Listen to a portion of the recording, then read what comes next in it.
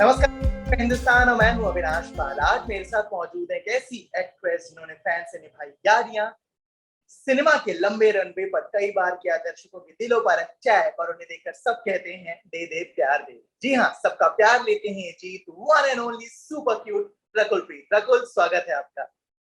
Thank you so much for such a lovely introduction. Yeah, so sweet. You deserve it। आपको देख के इतना अच्छा हमेशा फील होता है। This is the very first time that we are interacting, तो इतना तो बनता है आपके लिए। Yes, yes. Thank you so much. ठीक है, तो डॉक्टर जी में आप अभी नजर आने वाली हैं, डॉक्टर का कैरेक्टर प्ले कर रही हैं, तो कितना आसान या मुश्किल रहा आपको अपने आप को इस कैरेक्टर में ढालने के लिए? आई थिंक आसान और मुश्किल कुछ नहीं होता है, चैलेंजिंग होता है। आप अलग अलग चैलेंजेस लेते हैं, आप अलग अलग कोशिश करते हैं कि आपके कैरेक्टर्स अलग लगे। एंड डॉक्टर फातिमा का कैरेक्टर भी, आपने जिन भी फिल्मों का नाम लिया उन सब से बहुत अलग है, बिकॉज हमने शी इज अ गायनाकोलॉजिस्ट और गायनैक ट्रेनिंग ली, ताकि वो करेक्ट शब्दों का इस्तेमाल करें, जो ओटी में यूज करते हैं, जो हॉस्पिटल्स में जैसे बात करते हैं। तो एक सेट पे गायनाकोलॉजिस्ट भी थी पूरा टाइम। फिर जो डॉक्टर फातिमा है, उनकी बात करने का जो तरीका है, जो लहजा है, वो बहुत अलग है। इन द वे दैट वो मुंबई दिल्ली की तरह नहीं, वो एक लखनवी साफ हिंदी में बात करती हैं। तो मेरी डिक्शन क्लासेस हुई थी, ताकि हम खून को खून नहीं खून बोलें। सो ऑल दो small small things, minute details का डायरेक्टर ने बहुत ध्यान रखा। And the process of making doctor Fatima was very good, because वो बहुत ही टुडेज गर्ल है, बोल्ड है, ब्यूटीफुल है, लेकिन उनमें एक she's very determined, sassy, bold, but still grounded. It's a very very today's girl character. ठीक है, डॉक्टर से जुड़ा आपकी लाइफ, रियल लाइफ में कोई ऐसा किस्सा है जो शेयर करना चाहेंगे? मतलब कभी हम लोग डॉक्टर से अच्छे मोमेंट्स के लिए मिलते हैं, कभी कुछ बहुत अनफॉर्चुनेटली अच्छा नहीं होता है, बट कभी कभी कुछ बहुत फनी भी हो जाता है। तो आपके साथ कोई ऐसा इंसिडेंट डॉक्टर? फनी तो कुछ नहीं हुआ।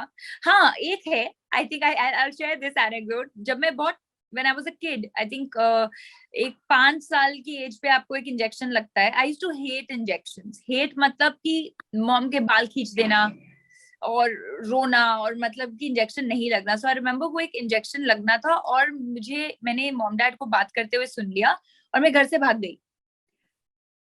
ठीक है, मैं घर से बाहर भाग गई। आई वाज 5 और 6 इयर्स ओल्ड, और मैं बाहर चली गई। End of course it was a cantonment area, तो ऐसा नहीं है कि वो अनसेफ हो, बट हमारा आर्मी का जो कैंटोनमेंट एरिया होता है। But I went to another friends house, and you won't believe मैं कहाँ छुपी। उनके घर में एक मुर्गी का केज था, मैं उसके अंदर जाके बैठ गई। कोई मुर्गी नहीं थी, उसके अंदर जाके बैठ गई।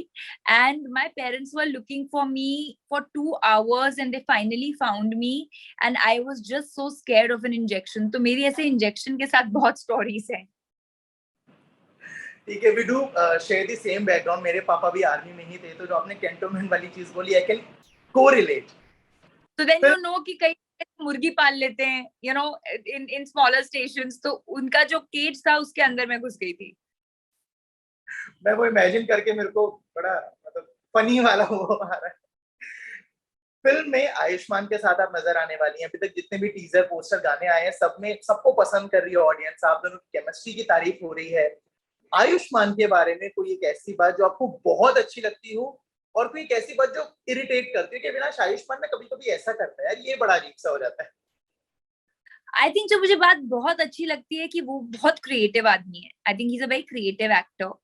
एंड बहुत ही अच्छी एनर्जी के साथ वो सेट पे आते हैं, बहुत ही इम्प्रॉम्प्टू सीन को भी एलिवेट कर देते हैं। So he is a delight to work with. जो चीज मुझे अच्छी नहीं बट डिफरेंट है, वो ये है कि Ayushman love night shoots and I hate night shoots. तो जब भी नाइट शूट होती थी, आयुष्मान इतना खुश होता था कि सुबह जल्दी नहीं उठना है, और वो फुल एनर्जी में होता था 2 बजे रात को। और 2 बजे तक मैं रात को कॉफी पे coffee, and I am like, oh no, pack up कब होगा। So we are opposites in that matter. So I think that is different. जैसे मैंने अपने इंट्रोडक्शन में भी बोला कि you are one of the rare actress जिनको पैन इंडिया लव मिलता है, साउथ से लेके मतलब पूरे पूरे देश विदेश में आपको बहुत प्यार करते हैं लोग, आपको बहुत पसंद करते हैं। कभी कोई क्रेजी फैन मूवमेंट हुआ है? कोई स्टॉक फैन इतना हद से ज्यादा हो गया, कोई स्टॉक करने लगा हो, गाड़ी वाड़ी रोकी हो, जबरदस्ती फोटोज वीडियोस सब कुछ? या मेनी अ टाइम्स मतलब वो अपनी तरफ से प्यार दिखाते हैं, but you know, I don't mean to be rude, but there was this one person जो मेरे हैदराबाद वाले घर में बिल्डिंग के नीचे आके खड़ा हो गया, and I was coming back from an outdoor, तो उनको पता नहीं कैसे पता चला उसको, and he was there for 3 days before that, and then मेरे staff ने उनको हटाया कि you know you can't stand here, and the day I was reaching he still reached again, and you know was like in literally in rags and like and just talking to me in such a way that मैं गाड़ी से उतरी और he immediately rushed towards me and he was holding a rose and he said you know मतलब please take this please, तो मैंने कहा अच्छा ठीक है आप दे दो, so it was just very and he refused to leave. He said you know he was like will you marry me, and he refused to leave, and then we had to unfortunately call the guard to take him, you know, because ki aap please chale jao, you know, we don't want to like hurt you or anything, but he was just refusing to leave. So sometimes you have these moments. तो कभी वो fan दोबारा मिला, दोबारा कभी बात I think वो घर के पास उसके बाद नहीं आए. ठीक है. आपने हिंदी सिनेमा में आपने काम किया है, आपकी शुरुआत साउथ सिनेमा से हुई थी, तो साउथ वर्सेस हिंदी का जो आजकल काफी ज्यादा चर्चा चल रही है, तो as an actress working pattern में आप कुछ डिफरेंस फील करती हैं कि अविनाश वहां पे काम करने में और यहाँ पे काम करने में ये फर्क फील होता है? आई थिंक काम करने का तरीका यार, you know, I feel is always dependent on a team. या तो आपको एक अच्छी टीम मिलेगी या तो आपको एक अच्छी टीम नहीं मिलेगी. डायरेक्टर कितना अच्छा है वो डिपेंड करता है, and I been very lucky कि मुझे हर जगह अच्छी टीम्स मिली हैं. एज सच कोई डिफरेंस नहीं है. The only difference if I have to pick one is कि वहां पर आप 6 बजे पैकअप कर देते हैं. साउथ में जनरली 95% डेज पे 6 बजे पैकअप हो जाएगा. It's an early shift, so they start early. 6 to 6 की शिफ्ट लगती है, और बॉम्बे में हम लोग 9 to 9 ज्यादा करते हैं क्योंकि 6 to 6 कोई करता है, तो वहां पे यूनियंस हैं जो 6 बजे आपको पैकअप करना ही है. You know, so working style में वो डिफरेंस है, which I feel is great, क्योंकि आपको शाम के 2-3 घंटे, of course you have to wake up much earlier, but आपको शाम के 2-3 घंटे मिल जाते हैं आप अपने आप के लिए, to detach from the role, to come back and sort of refresh your mind. तो आप ज्यादा एफिशिएंटली काम कर सकते हैं, but otherwise I don't think there is too much difference. Remake पिछले कुछ दिनों में बहुत सारी हमने देखी हैं. अगर मैं आपसे कहूं कि आप कोई एक कैरेक्टर या कोई एक मूवी के रीमेक में काम करना चाहें, एनी कल्ट मूवी या जिसका भी आपका दिल है, तो वो कौन सी होगी? आई थिंक मैं किसी कल्ट मूवी को रीमेक नहीं करना चाहूंगी. आई थिंक कल्ट रहने देना चाहिए, उसे मैं रीमेक नहीं करना चाहूंगी. The best answer.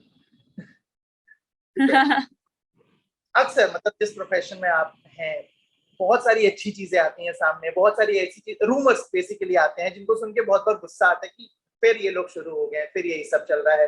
बट कुछ ऐसे भी होते हैं जिनको सुन के हंसी आती है और लगता है यार ये चल तो रहा है, लेकिन सच होता तो ज्यादा अच्छा होता है. ऐसा कोई रूमर आपके अपने बारे में सुना है? रूमर्स तो रोज सुनने को आते हैं. लोगों को मेरे लाइफ के बारे में ज्यादा मालूम होता है या किसी भी एक्टर के लाइफ के बारे में ज्यादा मालूम होता है than they themselves know. Possibly हम लोग शूट कर रहे हैं, सो नहीं रहे हैं, 14-14 घंटे काम कर रहे हैं, बट उनको मालूम है कि आप क्या कर रहे हैं. सो आई थिंक बहुत बार हंसी आती है, and I don't get affected by rumors until and unless my family gets affected. तो या मैं हंस देती हूँ, and then you know the reality ultimately people will know. तो आपको जो भी बोलना है या जो भी लिखना है, या बीते कुछ वक्त में आपकी शादी को लेके बहुत सारी खबरें सामने आई हैं. सबसे मैं बोलने वाली थी, ये सबसे बड़ा रूमर है, सबसे बड़ा रूमर, जिसको देख के मुझे सिर्फ हंसी आती है. सिर्फ मुझे नहीं मालूम, मेरे पास सोने का टाइम नहीं है, डेट्स नहीं है, मेरे पेरेंट्स को नहीं पड़ी है, लोगों को ज्यादा पड़ी है. तो फैंस के लिए कुछ और अप्रोक्सीमेटली कुछ ईयर डेट कभी कि इतने से पहले मैं नहीं कर रही हूँ, प्लीज गाइस चिल रखो थोड़ा सा. बोलती हूँ कि please take a chill pill. जैसे मैंने अपने रिलेशनशिप के बारे में बात की, I am a very transparent person. जब ऐसा कुछ होगा, I want to hide a phase of my life when I have not hidden anything. So अभी is a very working like a time where there's a lot of work and my focus is on work, and जब ये next step होगा तब भी मैं अपने fans से communicate करूंगी. ठीक है, तो रकुल के फैंस प्लीज परेशान होना बंद कर दीजिए, जैसा उन्होंने बोला कि आपको बता दीजिए. आई थिंक मेरे पेरेंट्स से ज्यादा लोग परेशान हैं. मेरे पेरेंट्स नहीं मुझसे, हम लोग नहीं इतना बात करते जितना लोग बात करते हैं. करेक्ट. आपने बोला there is lot of work जो आने वाला है, जिन पे आप काम कर रही हैं, तो कहाँ कौन से प्रोजेक्ट्स हैं जहाँ पे हम लोग आपको देख पाएंगे? देखिए अभी डॉक्टर जी है, उसके बाद इमीडिएटली थैंक गॉड का रिलीज है, फिर एक फिल्म है छतरी वाली जो मैं कंप्लीट कर चुकी हूँ, और 2 और फिल्में हैं जिन पे मैं काम कर रही हूँ जो जल्द ही अनाउंस करेंगे। ठीक है Praful, thank you so much हमारे साथ जुड़ने के लिए और इस ढेर सारी बातचीत के लिए। Thank you so much, my pleasure.